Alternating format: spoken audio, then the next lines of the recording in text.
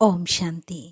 ఈరోజుటి మురళిలోని వరదానము సదా తండ్రి యొక్క అవినాశి మరియు నిస్వార్థ ప్రేమలో లవలీనమై ఉండేటువంటి మాయా ప్రూఫ్ భవ.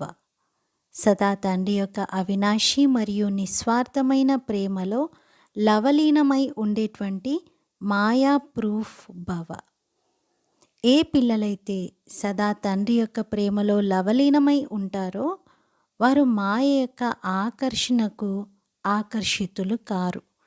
ఏ విధంగా వాటర్ ప్రూఫ్ వస్త్రాలని ధరించినప్పుడు నీటి యొక్క ఒక్క బిందువు కూడా దానిపై నిలవదు. అలాగే ఎవరైతే బాబా ప్రేమలో లవలీనమై ఉంటారో అటువంటి వారు మాయా ప్రూఫ్గా అవుతారు. మాయ యొక్క ఎలాంటి దాడి కూడా జరగడానికి వీలుండదు. ఎందుకంటే బాబా యొక్క ప్రేమ అవినాశిగా మరియు నిస్వార్థంగా ఉంటుంది. ఎవరైతే దీని అనుభవిగా అవుతారో వారు అల్పకాలికమైనటువంటి ప్రేమలో చిక్కుకోరు.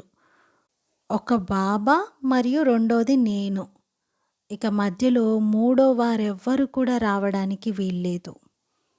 బాబా ఈరోజటి ఈ వరదానంలో అవినాశి మరియు నిస్వార్థమైన ప్రేమలో లవలీనమై ఉండండి అంటున్నారు. జన్మజన్మలుగా దేహదారుల యొక్క సాంగత్యంలో వినాశీ ప్రేమ, స్వార్థపూరితమైనటువంటి ప్రేమను చూసాం. అవి మనల్ని మోసపెట్టాయి, దుఃఖపెట్టాయి, బాధ పెట్టాయి.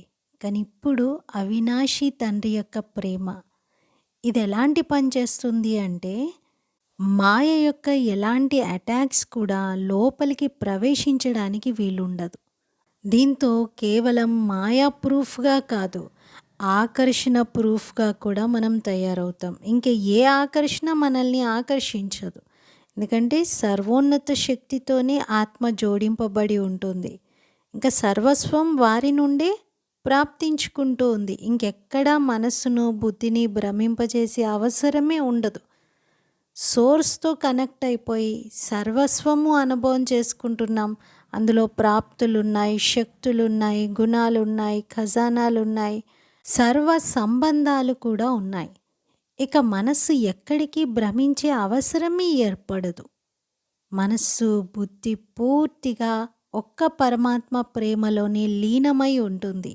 ఇంకెవరి ఇంటర్ఫియరెన్స్ లేకుండా అంతగా కలిసిపోయి అంతగా మిలనం యొక్క ఆనందంలో ఉంటుంది. నేను, నా బాబా, ఇంకెవరూ లేరు.